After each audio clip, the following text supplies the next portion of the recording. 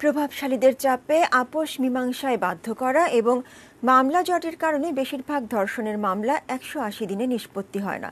সাক্ষীর অনুপস্থিতি, আসামি না ধরা ধর্ষণের মামলা ঝুলে থাকার অন্যতম কারণ বলেও মনে করছেন রাষ্ট্রপক্ষের আইনজীবীরা। ঘটনা 2007 সালের। সে বছরের 9 মার্চ রাতে মানিকগঞ্জের শিবালয় উপজেলায় এক কলেজ ছাত্রী ধর্ষণের শিকার হন। এ ঘটনায় মামলার রায় পেতেই লেগে যায় 11 বছরের বেশি সময়ে। ঢাকার নারী ও শিশু নির্যাতন দমন আদালতে আলোচিত সাজনীন ধর্ষণ মামলার রায় হয় প্রায় 5.5 বছর পর।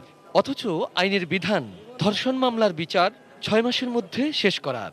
সঙ্গত কারণেই প্রশ্ন, কেন বিচার প্রক্রিয়া দীর্ঘায়িত?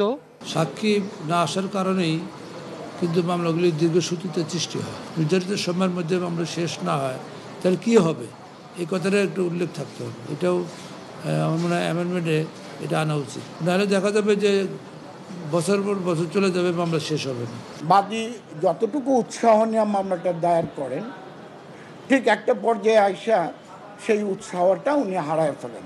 ঢাকায় নারী ও শিশু নির্যাতন দমনের 9টি ট্রাইব্যুনাল, যেখানে প্রথম ধার্য তারিখেই ধর্ষণ মামলার অন্তত 30% সাক্ষী আদালতে হাজির করতে পারে না বলে দাবি পুলিশের।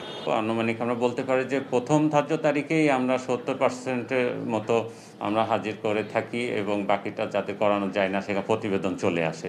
আইনজীবীরা বলছেন, আপোষযোগ্য মামলা না হলেও অনেক ক্ষেত্রে আদালতের বাইরে দুপক্ষের মধ্যে সমঝোতা হয়, ঝুলে যায় ধর্ষণের মামলা। আর আসামি পালিয়ে থাকলে বিচার শুরু করতেই দেরি হয়ে যায়। বিলম্বের কারণও অনেকটা হয়। অপরাধীকে ধরে আনাটা একটা দীর্ঘ প্রসেস থাকে।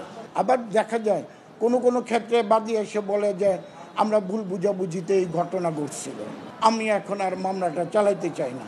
নারী ও শিশু নির্যাতন দমন আইনে বলা আছে, মামলার শুনানি শুরু হলে তা শেষ না হওয়া পর্যন্ত প্রতি কর্মদিবসে একটানা চলবে।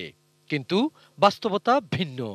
একদিনে প্রায় 20-25টাও বেশি মামলা তারিখ থাকে, কিন্তু সেখানে যদি আরও মামলার জট আরও বেশি হয় তাহলে মামলা আদালতের পক্ষে লোড নেওয়া সম্ভব না।